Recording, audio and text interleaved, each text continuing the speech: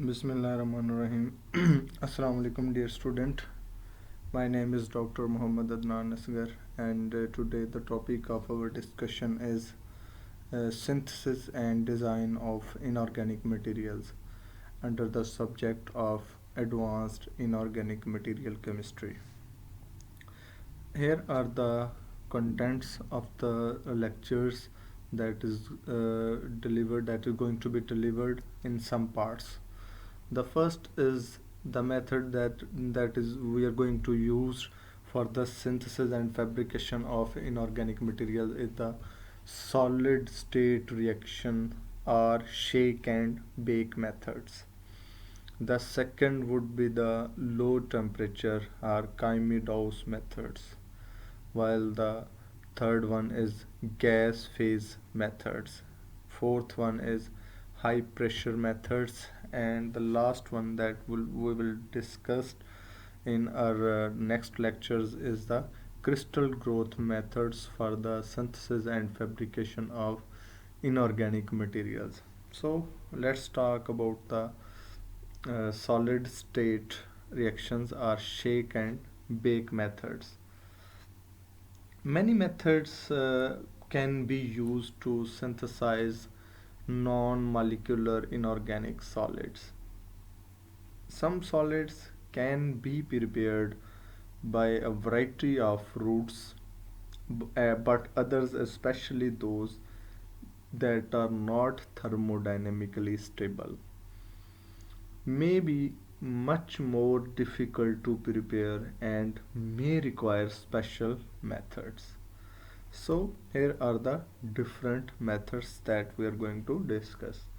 Non molecular inorganic solids can also be synthesized in various forms, for example, in as fibers, films, foams, ceramics, powders, nanoparticles, and single crystals. For these different forms, synthesis is not a big problem. Instead, it is the optimization of the processing and the fabrication procedures that is crucially important. So it means that the synthesis of different inorganic materials is actually not a big challenge, but the challenge is actually the optimization of the conditions for the perfect synthesis of inorganic materials. For example, if a compound crystallizes in the form of crystals, so we need to prepare the crystals in a very smooth way, because if the crystal have some of the cracks or some impurities adsorbed on the surface of the crystals, then it may uh, affect the characteristics properties of the particular material. So the best method is actually to find out the optimized way for the processing and the fabrication of that particular material. This link to the possibilities of doping, modification of properties, and possibilities for new type of applications, which makes the study of inorganic solids such as diverse, challenging, and stimulating area of science. In this lecture, the main methods used to synthesize inorganic solids would be summarized. Together with the method used to fabricate solids in different forms, a few new materials will be introduced, such as amorphous silicon and diamond films, which are very important, technologically important, and we will discuss easily within the framework of this synthesis methods. So it is quite obvious to understand that Actually, the synthesis of the material is not a big challenge, but actually, the challenge is the optimization of the conditions at which a perfect material can be harvested. So, this is actually the best way to treat with the materials. The first is actually the solid state reaction, or sometimes known as shake and bake methods. This is actually the oldest, simplest, and still most widely used method to synthesize inorganic solids is to mix together powdered reactants, perhaps press them into the perfect pellets or some other shape, and then heat in the furnace for prolonged periods. The method is not so sophisticated, hence, the use of alternative names such as shake and bake or beat and heat. It is nevertheless very effective, and for example, almost all the high Curie temperature superconductors were first prepared by this method. So it is for most used method, and it is supposed to be the oldest and the simplest method to synthesize high quality and high applicable materials. For example, the high Curie temperature superconductors are actually first prepared by using this method. Solid state reactions are in, interestingly slow because although the reactants may be well mixed at the level of individual particles, for example, on a scale of 1 micrometer or sometimes 10 per minus 3 millimeter, on the atomic level they are very inhomogeneous. In order to achieve atomic level mixing of reactants, either solid state counter diffusion of ions between different particles or liquid or gas phase transport is quite necessary to bring together atoms of different elements and in correct ratio to form the desired product. So it is very important to mix the reactants in a exact ratio to get the best desired product. For example, consider a typical solid state reaction, that of magnesium oxide and aluminium oxide Al2O3 powders to form magnesium aluminium oxide MgAl2O4 spinel. Let us consider the various processes involved in this reaction, and it is actually shown in this diagram.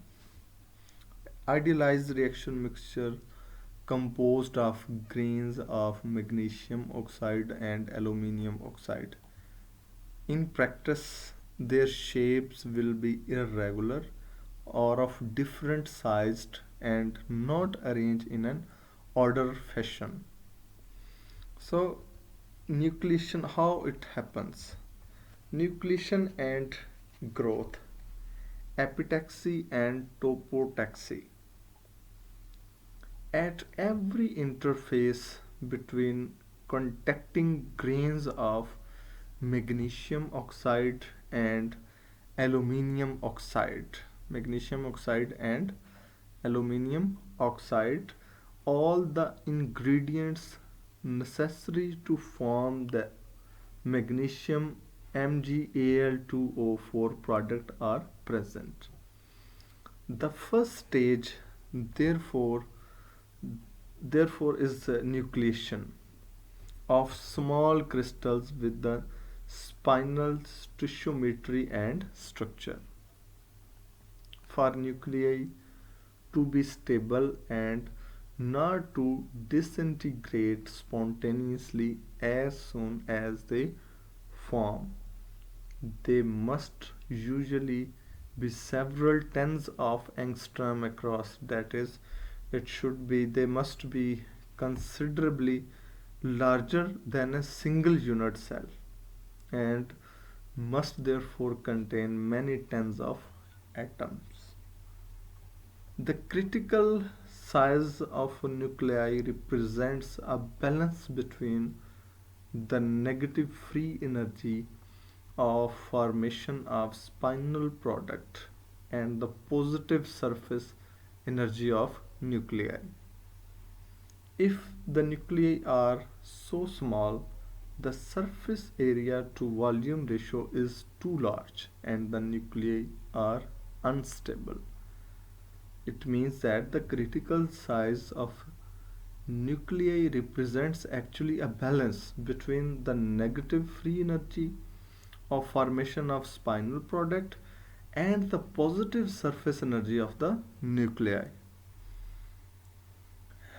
If these nuclei are small in size, then the surface area to the volume ratio is supposed to be too large and nuclei would be unstable. Nucleation tends to be more difficult simply because of the large number of ions that must get together in correct arrangement to form a stable nucleus. Nucleation is greatly facilitated if it is heterogeneous and the product nuclei are able to form on the surface of an existing structure, especially if there is some similarity in the two structures. So that would be quite helpful and that would facilitate the nucleation if it is heterogeneous in nature and the product of nuclei are able to form on the surface of an existing structure. For example, the magnesium oxide and aluminium oxide MgOAl2O3 reaction to form spinal provides two examples of possible heterogeneous nucleation on the surface of either magnesium oxide or aluminium oxide grains as shown in this picture. At the magnesium oxide and magnesium aluminium oxide interface, provided that magnesium aluminium oxide nucleus and underlying magnesium oxide are in same crystallographic orientation, the oxide ion arrangement can continue unchanged since it is CCP in both structures, whereas with an ABC stacking sequence as shown in this figure A part of this figure. In magnesium oxide, the Mg2 plus ions actually occupy fully the octahedral sites. Octahedral sites, for example, for the rock salt structure. Whereas in spinal, magnesium occupies 1/8 of the tetrahedral sites with aluminium in the half of the octahedral sites. So, the formation of a spinal nucleus on top of a magnesium oxide structure, and that magnesium oxide structure would also considered as a substrate, is relatively easy because of the structural similarity of magnesium oxide and spinal and the absence of any necessary necessity to create a strand along spinal nucleus with a huge or large surface area. At a suitable oriented aluminium oxide Al2O3 slash magnesium aluminium oxide interface, the situation is quite similar, but now the oxygen stacking sequence changes from hexagonal cubic structure AB in aluminium oxide to CCP in spinal. Spinal means the aluminium oxide has the corundum structure with HCP oxide ions and aluminium in two-thirds of the octahedral sites. Actually, oriented nucleation uh, of spinal on a alumina substrate is still easy, uh, but the structural similarity between substrate and nucleus is quite limited to the two-dimensional interface and referred as epitaxy. In magnesium oxide spinal case, the structural similarity extends to three-dimensional since there is a common oxygen packing arrangement. This is referred to as topotaxy. When discussing the chemical reactions in which major structural features of one of the reactants are preserved in the product, then it is commonly referred to as a topochemical reactions. Epitactic and topotactic features are common in solid state reactions, in crystal growths, in oriented thin film depositions, and in intercalation reactions and phase transformations. So these epitactic and the topotactic features are quite common in the said reactions. In phase transitions, we know that the phase transition is actually the transformation of a phase from any compound to a different one. This transformation may be of liquid to solid and solid to liquid, liquid to gas, gas to liquid, and so on. But in solid state transitions, we have to let you know that solid to solid phase transitions is actually the transformation of one solid form into another form is the solid state transformations.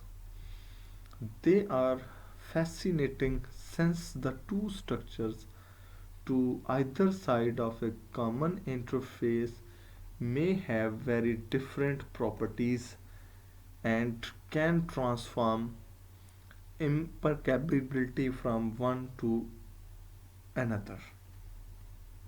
A beautiful analog is supposed to be provided by the fishes to birds transformation in one of the drawings as shown in this figure. In the crossover region, uh, the structure has recognizable features of both fishes and birds, but it is not completely one or the other. Similar effects may occur at interface between two solids, even if there are no atomic displacements at interface. The coordination environment of atoms at interface are different to either side of the interface. In practice, atomic displacements may also occur, further complicating the structural details within the interfacial regions.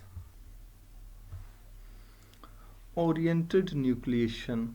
of the kind described above is relatively easy provided that if appropriate atoms that form the product nuclei are nearby and there is a good lattice matching between substrate and nucleus. For example, the distance separating oxygen 2 minus ions should be similar in both structures. If lattice matching is good, a coherent interface may form. If lattice matching is not good, then the large strains rapidly develop and coherency of the interface is lost and nucleus becomes detached from the substrate. In our magnesium oxide and aluminum oxide reaction mixture, as we can see in this picture, we may expect thin nuclei of spinel to form whenever grains of magnesium oxide and aluminium oxide Al2O3 are close together are touching because all these three structures have a close packed oxide arrangement and lattice matching across the interface should be very good.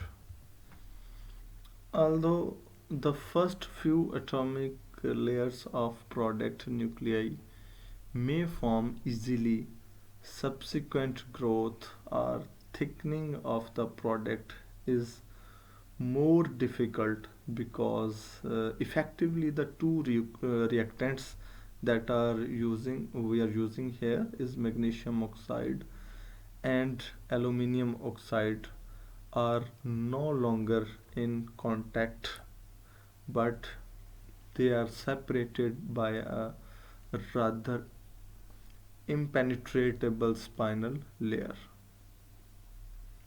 A complex counter diffusion process is then required in which magnesium Mg2 plus ions diffuse away from and aluminium 3 plus ions diffuse towards the magnesium oxide magnesium aluminium oxide interface and the vice versa for magnesium aluminium oxide and aluminium oxide interface.